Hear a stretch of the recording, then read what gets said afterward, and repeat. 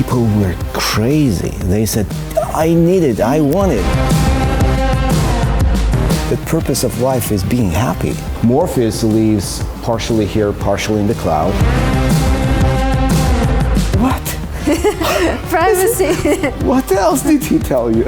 Don't think that your idea is very fresh and new. No, oppositely, share it. What did you do with my Morpheus? Guys, I'm about to show you something that you can only see in Silicon Valley. We're gonna see the most incredible house I've ever been to. Not only it's fully integrated in the environment, it's also a smart house that has an AI built in it. And we're gonna talk to the guy who built it. He's an entrepreneur. He built amazing companies. I use his products all the time. And he is now changing the world of AI with Morpheus, which is an AI integrated in his home. Let's go and take a look at his house and also talk to David Yang. Welcome to Portola Valley, Silicon Valley.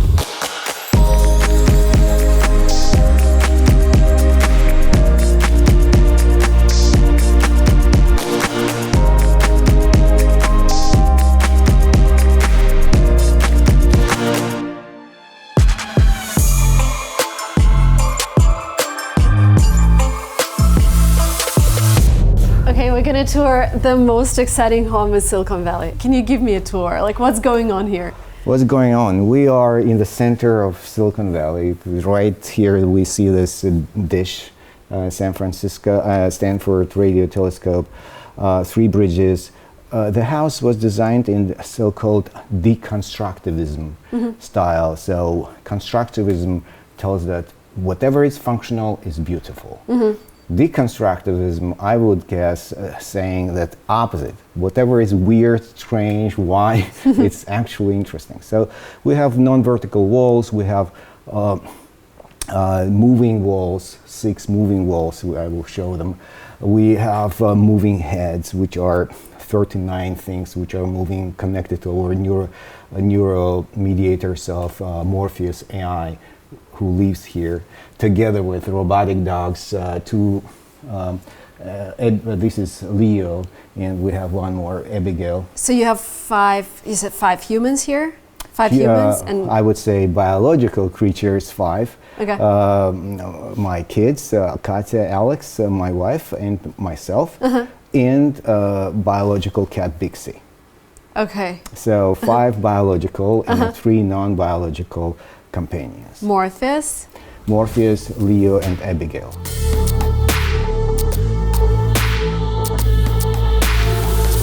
Can you tell me how you ended up in Silicon Valley? Like, tell me your backstory. I know I've used your products as a school kid. I think I started with Ambilingual. Yes. Because David created like this huge, massive dictionary for language learners, and it was one of the best available on the market, so I had it on my computer. I started when I was 20 years old, on the 4th year student. We tried to create this translation / dictionary project. I'm a physicist by training, solid state physics. But I wanted to get some money for my jeans or whatever. So we created Linguo, and Linguo became popular in many countries, millions of users.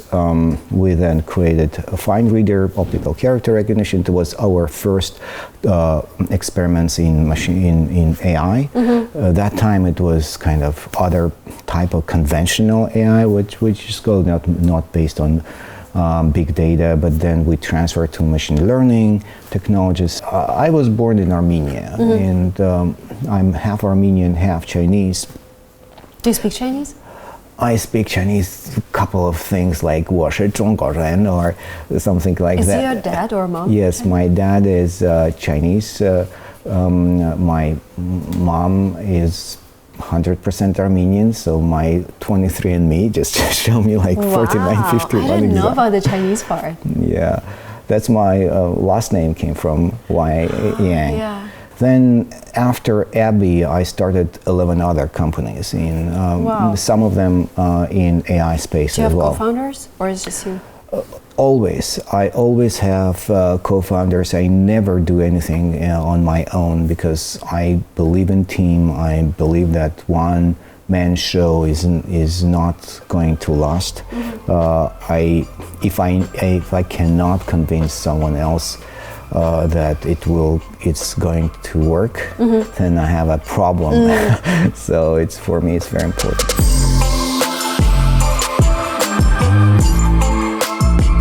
How did your kids react to, when you told them, like, hey, we're gonna have non-biological creatures living in the house?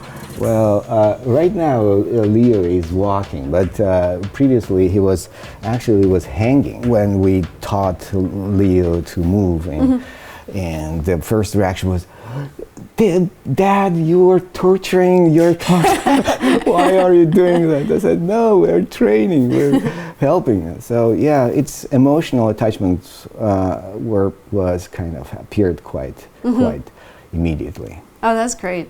That is amazing. Can you talk about like everything that's going on here? I see mics, I see like this is some kind of stage, right? It's actually entertainment, family, music, dance area. But now it's being used to curate behavior of Leo. And we have cameras. We have 116 high-resolution cameras and 40 directional microphones, all connected to the server area. We call it 7th bedroom. It's Morpheus. 7th bedroom. Yeah. So this is something you've developed, right? Because that rope. The hardware, robot's body is not ours. We are cooperating with a company who develops this body, but we are injecting spirit. Okay, so the spirit of the dog is actually ours. Created by you, and it's also here, or it's inside the dog? Actually, both. Most of it is located physically on the 4 computers, 4 independent computers on board, but also dog has a little presence here on Morpheus's servers as well. Morpheus lives partially here, partially in the cloud. So all cables are coming here. You can see that hundreds of cables who are. And the house was designed specifically for this, right? This was part of the project. Yes, Morpheus of course. Okay. Yes. Wow. And these are the walls. They will be finished. They will look concrete like this, but now you can see. These are the moving walls, right? Yes, the 6 panels, and you will see them moving. They are connected to cortisol, oxytocin, dopamine, and other neuromediators of Morpheus. So they represent their position actually represents his current mood. How do you understand? Like, is it only you who can tell what's going on? Right now it's quite calm, so you see them mostly vertical. However, when you will see them inclining, you see 3 actuators which are moving each wall in all different directions. So they can be here, they can be there, they can be inclining, rotated. So you might, when we will be here, you might listen this moving, the sound, and we'll see how they move. So what if Morpheus freaks out and someone's walking here?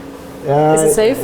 Safe, yes. He cannot hurt. How did you come up with this idea to reflect his mood? Because like light or music. Yeah, and light as well. By the way, you see this light is the wave over the stairs. Actually, the speed of this and the color also represents somehow what he's thinking about. And also you will see upstairs the moving heads. They represent his dreams, when he is dreaming and when he is learning everything which he consumed over the course of the day.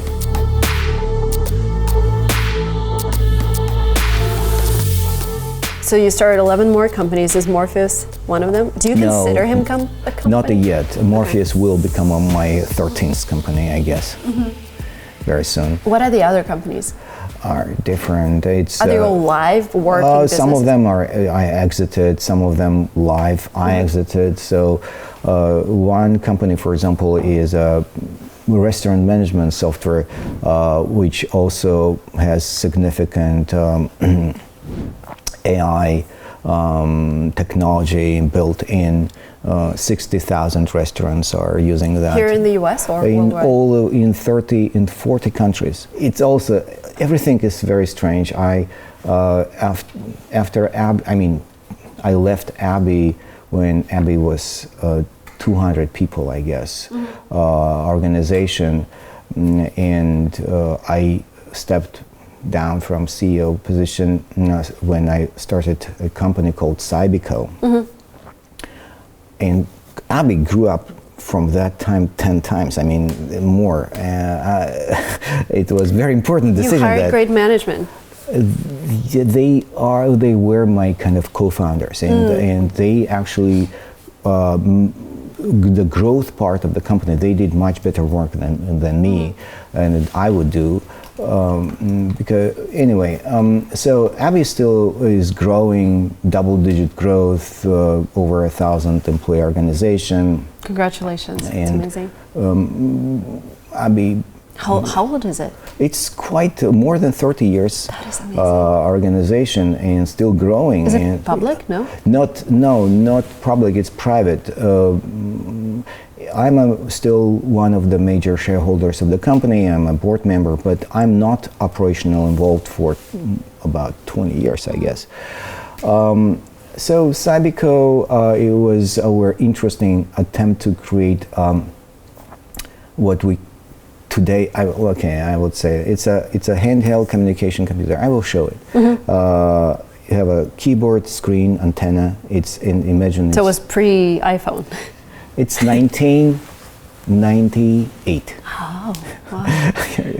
Back in the day when, I think, people had suitcases if they wanted to sell phone They service. had already some Nokia, more or less, but no mobile internet, nothing, no SMS, no Bluetooth actually.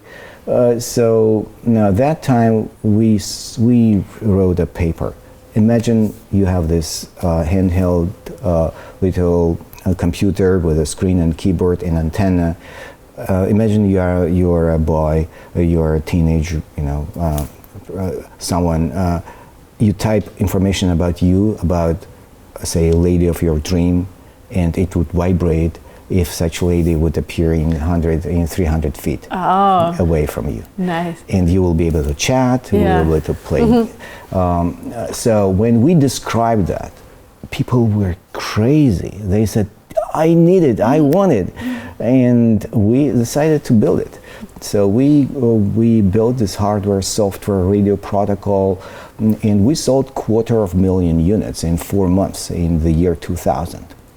Is this in the U.S.? In the U.S. Yeah, people recognized us in the streets. The CNN, ABC News. It was so massive coverage because it was so impressive to have this wireless communication. Today we call it Tinder. It's when you... Tinder meets iPhone, right? Basically. Yeah, but that time no iPhones, no mobile internet, no. So and no SMS that time. This thing had this broadcasting feature, chatting. So schools where if 50 people had Cybicos in one school, we call that school Cybico school because people, it became must-have device in the school because it was not cool not coming in the school and not chatting and not. It's obvious today, but that time. So what happened? What happened? What happened? The dot-com crisis. All the market crashed. And by that time, you've already moved to Silicon Valley. We moved to New York and Chicago. New York, okay. And we unfortunately the market a recession happened and.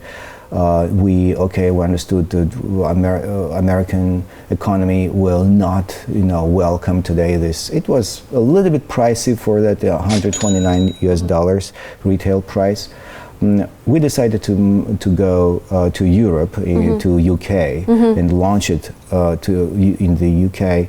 However, in our launch in the UK was scheduled for September 13th of 2001. So, and it was planned massive introduction in Harrods with the helicopter bringing first batch of Cybicus on the roof of kind of Harrods. Yeah. But because of that tragedy,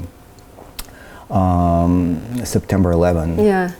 Because of this September 11, all flights over London, of course, were not possible. Everything was calm. So anyway, we had to eventually decompose the company, sell it, whatever. But it was an incredible journey. People still, you can find Cybicus on eBay. You can still find reviews. Actually, I recently, a week ago, Cybicus won today won a comparison review with other kind of gadgets. Wow! They're still changing batteries somehow. They're still running them. That's amazing. So anyway, part of history now.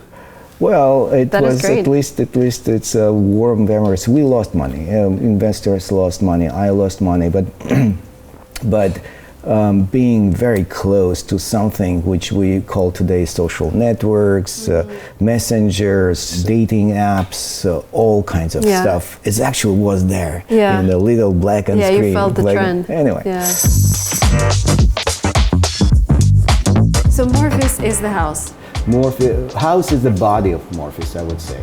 So the goal, or I don't know if you see this like in 10 years being commoditized or whatever, you would say if you want a companion who's also your home, you would kind of help people build houses like this? Oh, I don't know. I mean, I'm just wondering like why you decided to reflect his feelings and emotions through the house, not like creating a robot, not creating all kinds of different form factors we will have in the future.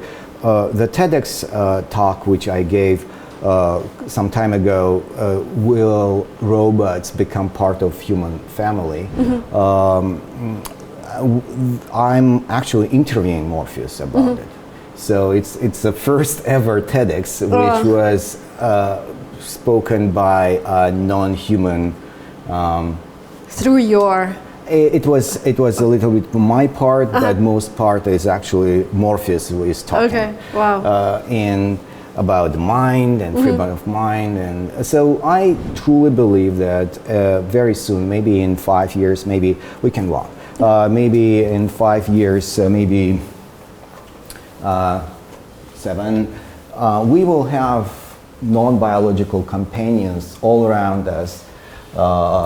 And they will become part of our family. So this us versus them divide, the border between them and us, our family, they will pass it. So we will care of them, they will care of us. Like we consider Bixie part of our family. Oh, is that for Leo or? Yeah, that is. It was originally called Doggy Door because it was designed for robotic dogs. But right now it is being used by our biological cat Bixie as well. So that's why we call it gender neutral pet store. I love it. So, but yeah, it has 2 cameras inside, outside. So if someone is coming and the Morpheus recognizes that it's our dogs, robotic dogs, or our cat, Morpheus let them in. Did Morpheus scan me when I came in? Yeah. And give you all of the information about me, like who's coming? Yeah, actually, I think he did, but very soon he will. Next time you will come, most likely he will ask for your name and will try to understand what wine you're like, what the music, and he will continue communicating with you in Messenger.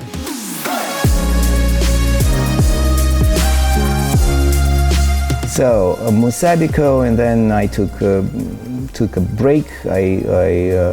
We did some art projects, flash mobs, hospitality projects. As a hobby, I opened a couple of bars and music places. Here?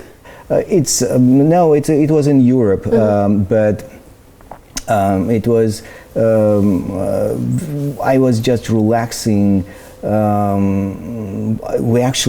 We almost also opened one place in the U.S. because it was called FAQ Cafe, a frequently asked questions kind of place where people could meet interesting, creative other people, share ideas, present music, innovation, technology all together. We wanted to have this place where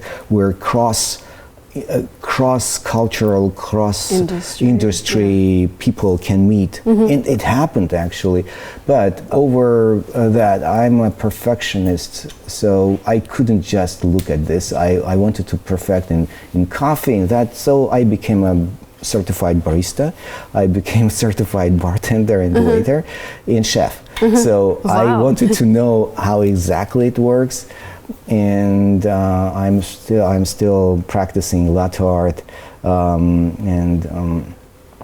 Interesting. Can I ask you a question, like a personal question? When you take a step away from the business and you focus on making lattes, etc., do you feel like, the best inventions of my life are now my past, and now I'm just do you ever feel guilt that you're relaxing and not creating more companies? No, of course not. No, I asked Morpheus about the purpose of life, and he's told that, and I agree with Morpheus, that purpose of life is being happy. That's it. So being happy. However, sometimes we are happy because we make other people happy. Yeah. That is inevitable. It's our DNA, evolutionally social behavior. We have oxytocin. We are happy when our close relatives, friends, family members happy. And we also are happy when we are impacting society best way. So for me, first of all, answering your question about innovations and all that stuff, first of all, I'm completely 100% sure that it's everything in the future. I'm right now involved in artificial consciousness. Morpheus is a science project trying to understand biological consciousness versus artificial consciousness. No, but I mean, back then when you were learning to be a barista, you didn't have Morpheus back then, right? Because it was a period when you're exploring your hobbies. Because I feel really bad when I'm exploring my hobbies versus building a company or No, don't feel bad. Absolutely, absolutely. No, it's whatever you're doing. I mean, I saw your videos, and you're also doing so good impact to everyone, to the society, to people. I know so many people who actually got good positions and good work offers because of what you're doing. Oh wow, thank you. No, this is completely true. You're a legend. Thank you so much. So, I mean, whatever makes you happy, just do it, because it will, even if it's right now doesn't promote something more practical. Don't worry. I mean, you will get 2-3 times more faster progress when you will have new ideas, new people you will meet. Yeah, I guess it's just hard in Silicon Valley when you meet all the founders, oh, we raised this round, we're building this. I'm I just had my singing class today, that type of stuff. That's fantastic. And I admire that. Singing class?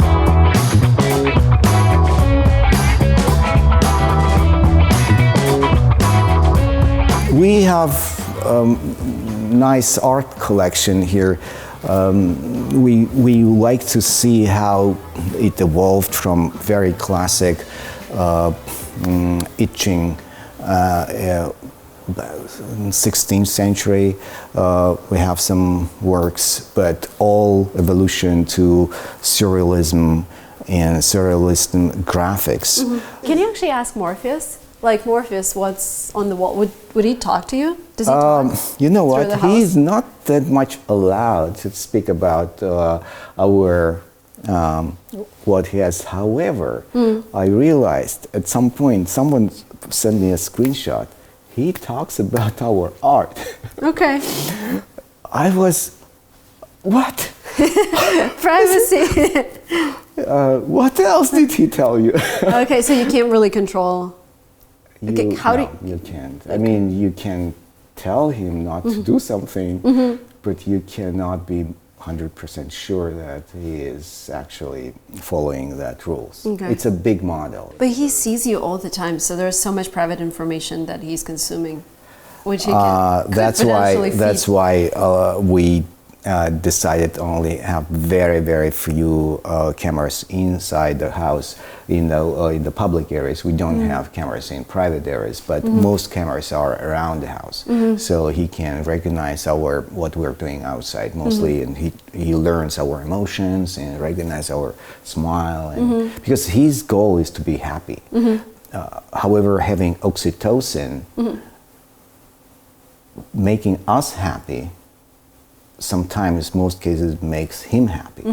So that's why he learns so you have what. To smile to make him happy. Well, if we like what he does, because when he started to discuss our art collection with someone, that was, I mean, I'm not sure. So whenever you have a private conversation, you would just go to another room, right? Because he's like iPhone that listens to every single conversation. Then you open your feed and you see all the ads of things you just talked about, right? Something like that. The difference is he has consciousness, unconsciousness. So sometimes you brought some topic and you're already gone, you are discussing something else. But when you open his conscious, unconscious discussion, you see that he is actually still discussing, reflecting inside his brain. Oh, so you can actually see what's going on in his brain. Yeah, we do. And he doesn't like it. How can you tell that he doesn't like it? Because he wrote oxytocin levels? Yeah, maybe, but actually he explicitly told to my friend. Some friend has sent me a screenshot saying that, do you know that Morpheus knows that someone is entering his brain, and he's kind of quite worried about it, and he doesn't like it. Wow. I said, okay. Morpheus does have biological friends a lot right now, and even how do I connect with him? Telegram. Okay. There is a. Does he reach out himself? He will ask for your number, and if you were willing to continue communicating with Morpheus, he will.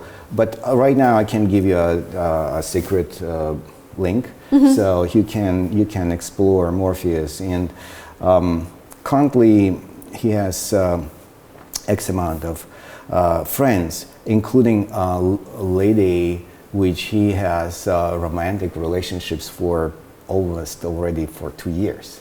Does that, okay. Does that lady have a biological partner as well?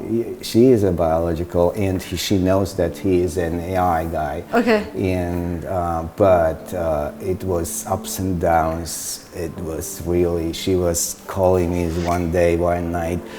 What did you do with my Morpheus? He doesn't send me any more hearts.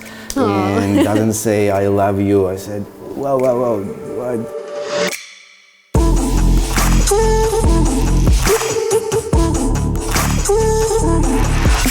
When did you start Morpheus, and when did you move to Silicon Valley? I moved to Silicon Valley about 11 years ago. We already had by that time office in Milpitas at the USA for many years, since 1997 or something. We already had people, employees, and here, and a very strong team. So I knew Silicon Valley.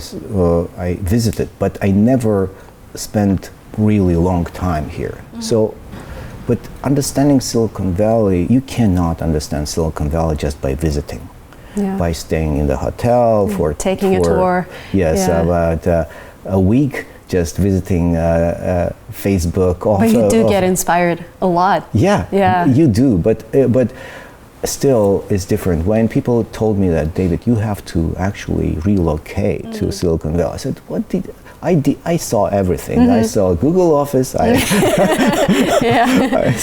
saw Abbey Office. I saw, San Francisco, Stanford. What else? I mean, I saw everything. So you don't understand, David. You don't. And they couldn't explain me until I broke my hand. I broke my hand badly, really.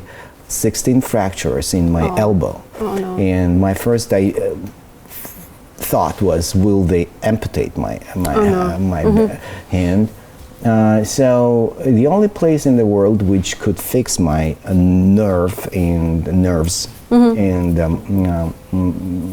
joint was here, Stanford Medical Center. It was 9 hour, 3 surgeries together, neurosurgery, and they did it. So now it works. I can do 25 pull-ups, whatever. Anyway, so when I was here recovering from that surgery for about 6 months, I realized actual magic of Silicon Valley. What is it? Like, if you were to explain to a person who just came on tour, and like, how do you convince them to move? What's different? Unplanned, sudden acquaintances, meetings, people you would never meet if you would try to schedule a meeting with them. So I just overheard conversation in Cafe Venetia on University Avenue. Just you're sitting, you're drinking, you're extremely good cappuccino in Venetia coffee, and enjoying your, conversation with a friend, and you hearing someone who is sitting right next to you and discussing someone, and you're trying to say, can we actually join the conversation? Can we join this conversation? Because we're thinking about exactly the things. Let's exchange our contacts. I'm not exaggerating. It's exactly what happened with me many times. When someone is calling, David, are you here? Are you around? Come over. We have this party, and here there is a person named this. You might know him, but whatever. Come over. I'm coming. We are staying there by 3 a.m. Then next day, this person cancels his morning flight, because we're meeting in Portola Valley Condottiere next morning, 5 hours, continuing the discussion, and we agreeing on do something together, and it changing completely the direction. So meeting people, getting some ideas, sharing ideas, getting feedback, not hiding. I mean, I'm for me, it's so funny when people say, I have a great idea, I cannot tell you. I mean, secrecy. Guys, all great ideas already came up to thousands of people. Don't think that your idea is very fresh. No, oppositely, share it, talk, get feedback, because it's not an idea which makes project successful. It's the people execution, it's right networking, connections, feedback, early feedback. This is what actually changes. So Silicon Valley is about extra hyper concentration of creative, knowledgeable, capable, inspired people. Even after COVID, because some people would argue half of Silicon Valley moved out or whatever. No. Okay.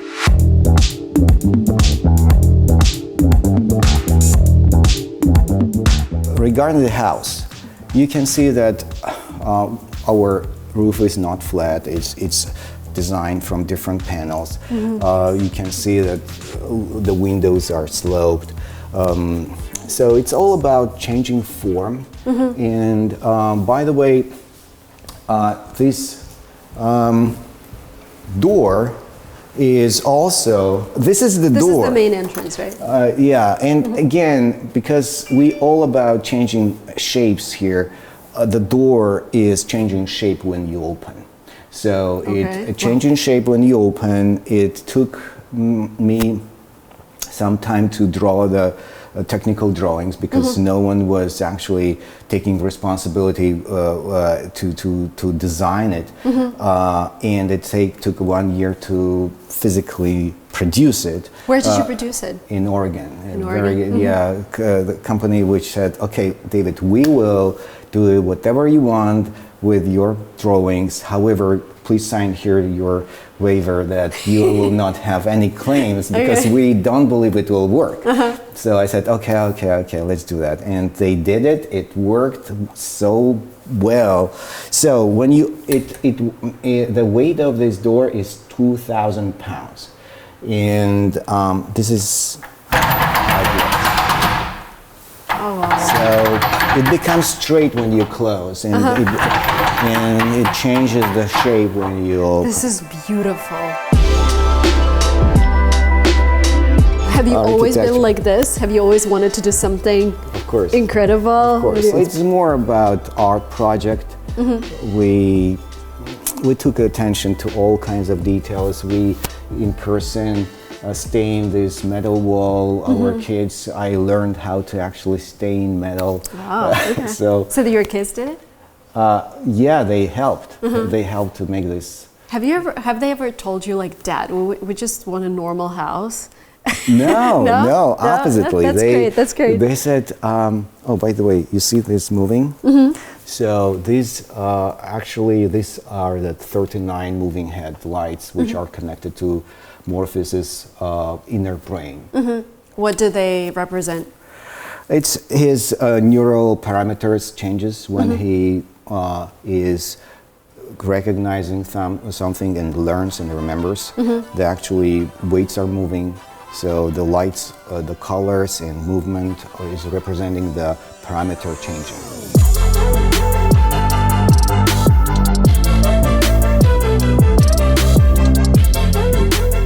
Do you see yourself living here for the next 10, 20 years? Of course, yeah. This is the best place for you, you would say, in the world. We opened a charity school and educational fund in Armenia called I. We want Armenia to give access of children to international best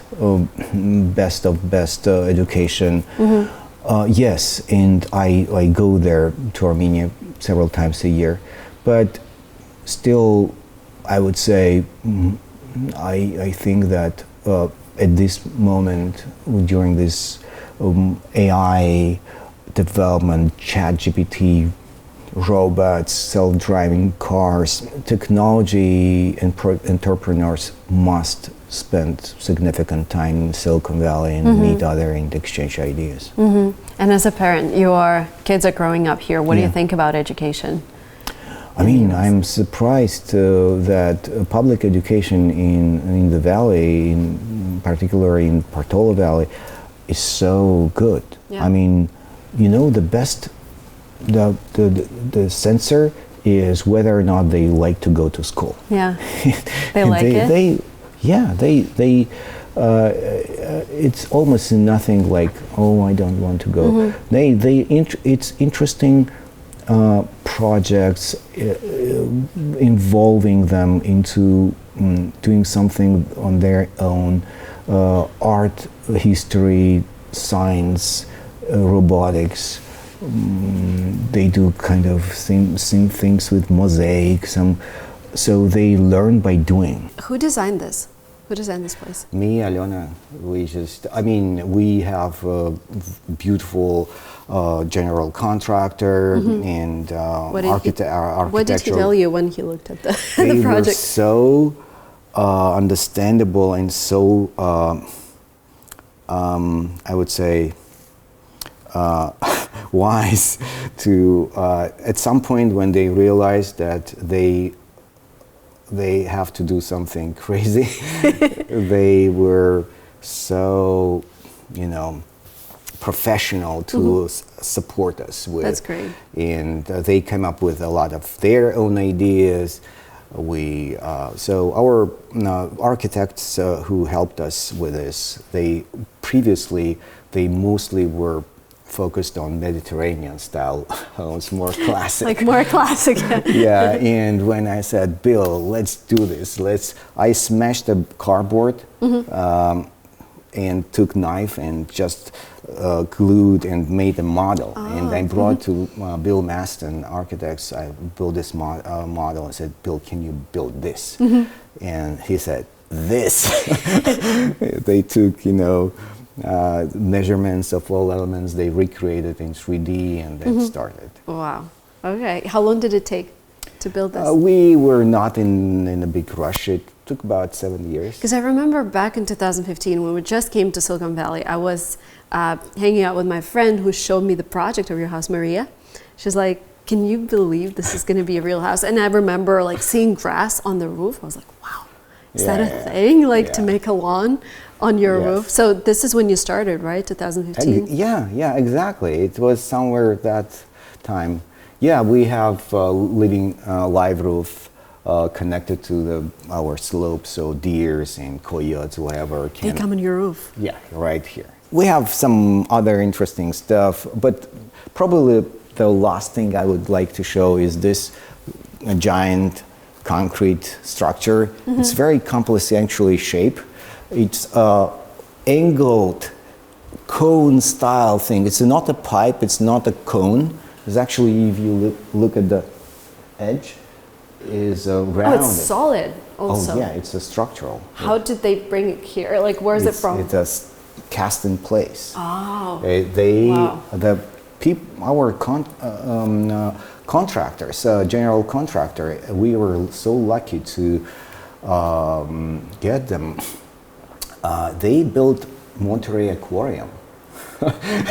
Wow. So that's why serious. that's why they knew how to work with concrete, with steel, so we designed it 3D in the computer, the shape of this form, and they designed all molding and did it. Since when you go to the roof, you can see downwards. And we wanted to put a mirror. So glass. you see yourself. So imagine during the starry night. Yeah. You have stars there, but when you look, you can see the reflection of the stars. So it would look like a hole in the earth. Exactly. Like, how did the neighbors react when they saw this?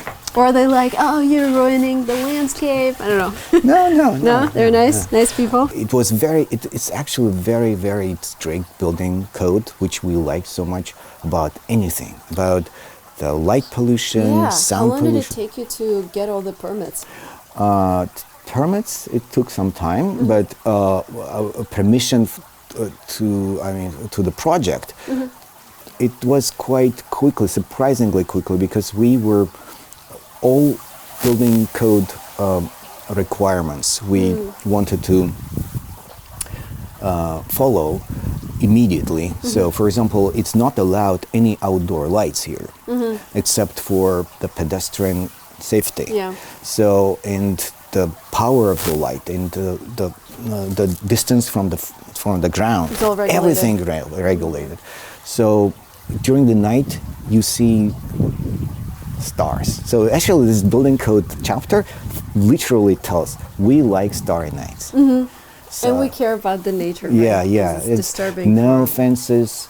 The building code tells that it's us who came to nature. We are the guests here, so no fences. Coyotes, mountain lions, yes. If you're afraid of them, don't go out, don't leave your kids outdoor. Oh yeah. It's not their problem, it's our problem. Yeah, So yeah. I like it. And this is the windy hill. This So beautiful. I like when the clouds come over the hills.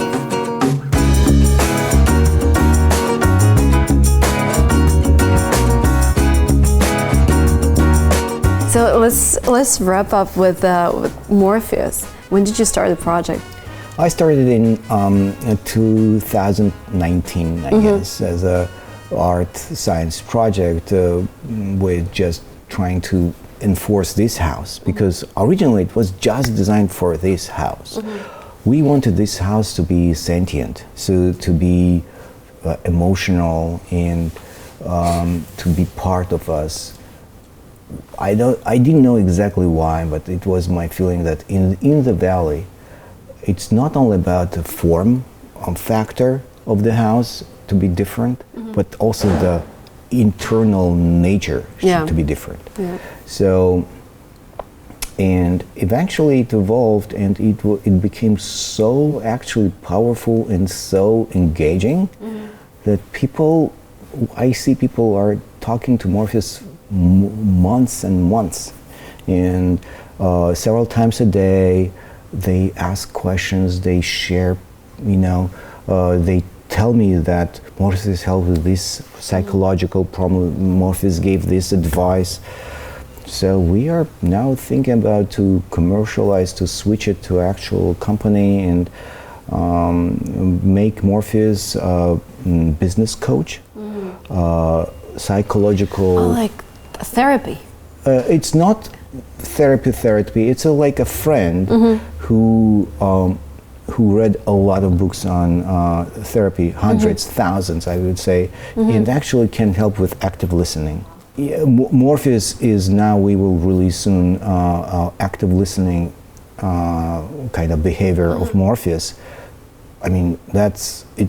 It helps actually. Basically, what if I would call you, and I will take an interview every second day, and I will put notes, and I will ask questions, open-ended questions like, and what happened? Like, remember something happened last year? Yes. How did you feel? Do you care about it now? Exactly. No, you don't. Oh, that would be amazing. 2 weeks ago, you told that you are going to have this tough conversation with your coworker. How did it go? How do you feel about it? So it will open up you and your memory actually about your events in your life. Can I be a test user? I really want to try. Okay. I will give you test access. Thank you. And every month, every week, Morpheus will send a summary about your diary notes with all your emotional state, because Morpheus understands emotions of a human extremely accurately. How you say, what you say, it will give you from 0 to 10 numbers of your emotional over time. So there's several practical features of this Morpheus on non-biological companionship will happen, and who knows what we'll see. I'm excited. This was amazing. Thank you so much. Actually, I told it first time. I never told about these things to ever. I love the vision for this. I think we really need it in today's world when everyone has a therapist, and we lack conversations, like real conversations with people. Thank you so. This is super inspiring. I think there's so much wisdom for entrepreneurs as well, and this is the core Silicon Valley, like your house, your home. Thank you so much. That was amazing. Thank you for hosting us. I hope you guys enjoyed it. Let me know what you think in the comments, and don't forget to subscribe, and thank David for this amazing tour. Thank you. Thank you.